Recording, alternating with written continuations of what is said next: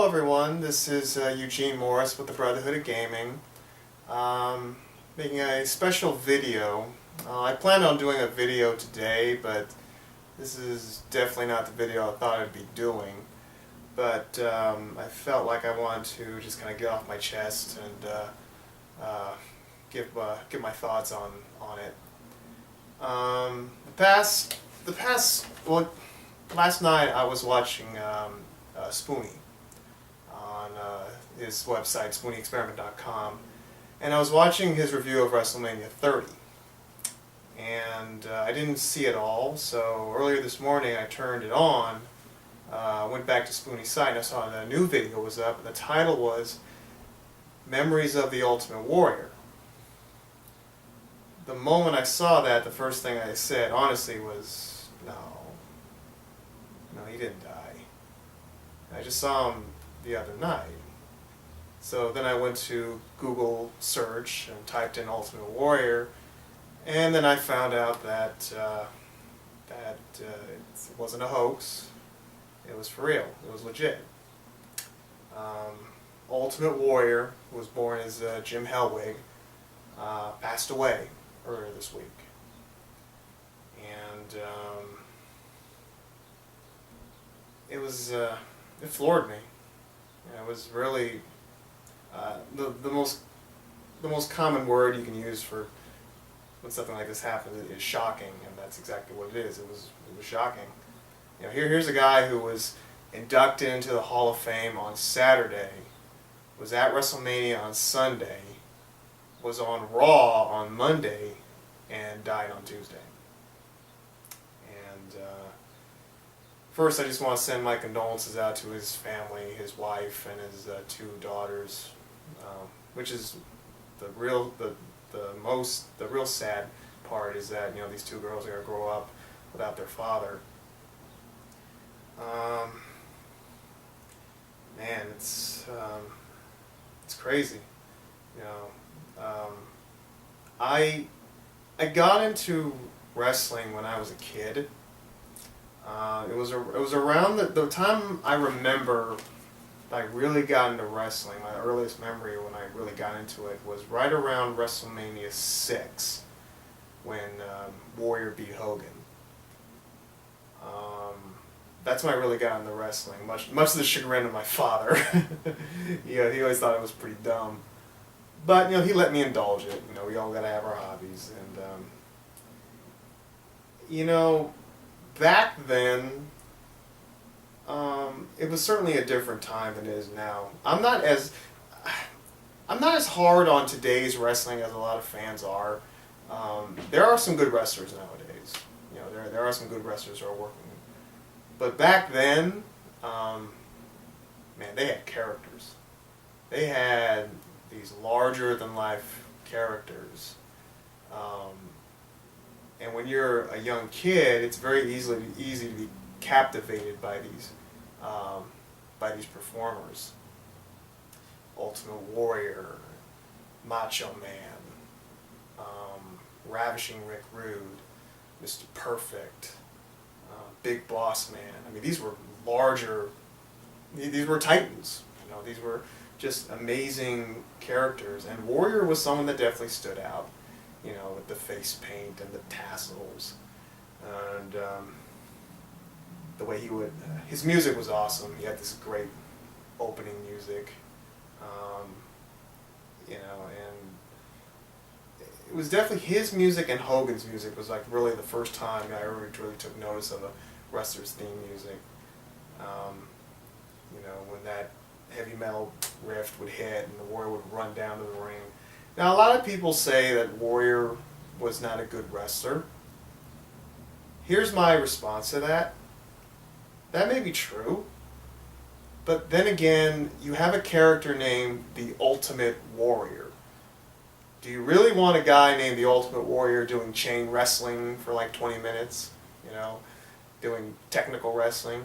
No, when you have a guy named Ultimate Warrior, you want him to run down to the ring, kick someone's ass in under a minute, and leave. He was Goldberg before Goldberg was Goldberg. How when you remember Goldberg and coming out there, he would snort, he would spit, he'd breathe fire, he would get in the ring, hit you again, spear, jackhammer, beep, in the shower 5 minutes later. That's the same thing with Warrior. He'd run down the ring, shake the ropes, clothesline you, shoulder tackle, gorilla press, splash combo, be in the shower 5 minutes. And he did pull off some good matches, he did have some good matches with guys like Rude, and his feud with Ravishing Rick Rude, of course, and of course his match with Hogan, which I remember I was actually going through my old stuff. Well, first off, this is the first wrestling game I ever got.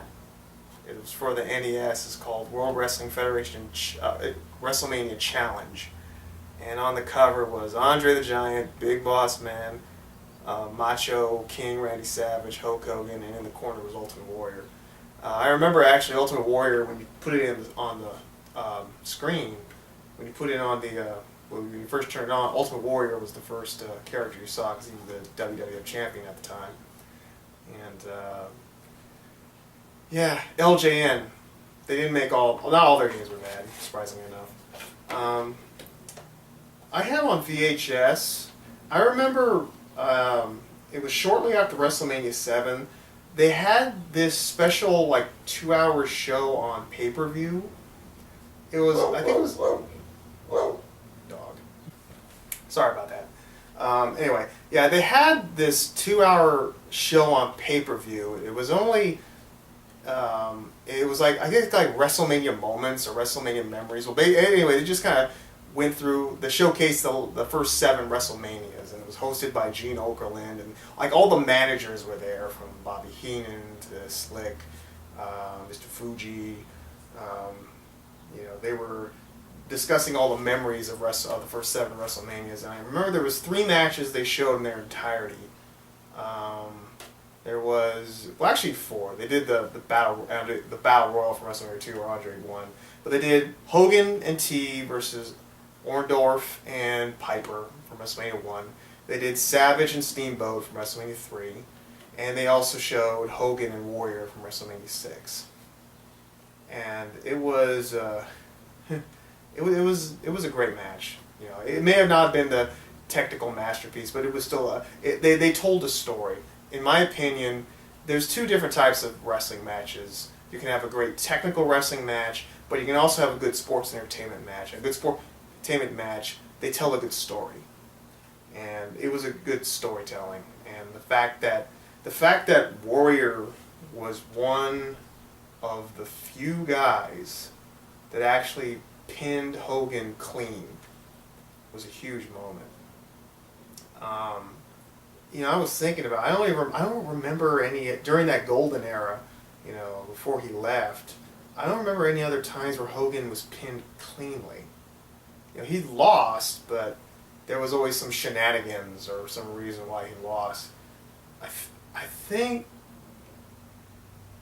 The Undertaker beat him clean at Survivor Series. That's the only other time I can remember Hogan getting beaten clean. I know he lost to Yokozuna, but someone threw a fireball in his eye. That was the thing with Hogan. I'm pretty sure Undertaker was the only one, but I remember when Ultimate Warrior actually pinned him 1, 2, 3. It was a huge moment. That was the moment that really put him on the spot. And his promo work was legendary. Will is not a huge wrestling fan, but he is an Ultimate Warrior fan. And I remember here in my room, I showed him the footage from Self-Destruction of the Ultimate Warrior. That DVD was a hack job on Warrior, and it really very one-sided. But it did they have some cool parts, and one of them they showed a collection of the promos, which you can find on YouTube. Back in the day, they used to do, which I wish something would bring back, they would do these 2-minute stand-ups where it was no interviewer, it was just the wrestler in front of this green screen, which had his logo, and he was just talking to the camera. Me and Will kind of recreated that when we did our fight night with WWE 2K14, that classic kind of feel. He was something else. Of course, when you think about his promos, obviously you think of, load the spaceship with the rocket fuel, welcome to my world where nightmares are the best part of my day. My favorite Warrior promo will always be Crash the Plane, where he where he told Hogan, kick down the cockpit doors, Hulk Hogan, grab the two pilots that made the sacrifice. You gotta look that up. It's so cracked out, but it's awesome. That's the way it was back then. Those kind of characters, they were perfect for that time because it was the late '80s, early '90s.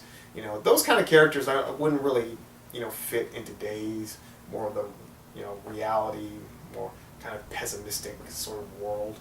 But back then it was perfect, and he was something else. His makeup and his tassels, he was one of a kind. And he wasn't perfect. He had his faults, but who doesn't? It's just really sad how sudden he died. It's kind of a tragic irony. Apparently it was because of a heart attack. I've heard reports that he wasn't doing so well during the weekends. I'm not going to speculate how it happened, but he was definitely a guy that did things his own way, and it definitely shows you that it's really a rough business that they're in. The stress on their bodies, it's really sad when you think about a lot of the wrestlers back in the day. A lot of those wrestlers didn't live long enough to see the age of 60. Warrior's 54 when he passed. I think Macho he was in his 50s too when he died. I really love the WWE 2K14 game for the WrestleMania stuff. I'm disappointed that they didn't include Macho Man versus Ultimate Warrior for WrestleMania 7, which is my favorite Warrior match. That whole match was beautiful. It's really sad to think about that the 4 people involved in that match, Warrior, Savage, Sherry, and Elizabeth, are all gone. It's really sad. All I can think of is earlier today, Rowdy Roddy Piper sent out a tweet, and the tweet said, "Tomorrow is promised to no one, and to make every moment count." And that's very true. You never know. So, again, this is just me giving my thoughts on this. Feel free to leave your comments down below. Share your Warrior moments. Let's not try to get into any arguments or fights or anything like that, because that's not the time for that. I'm not going to monetize this video or anything like that.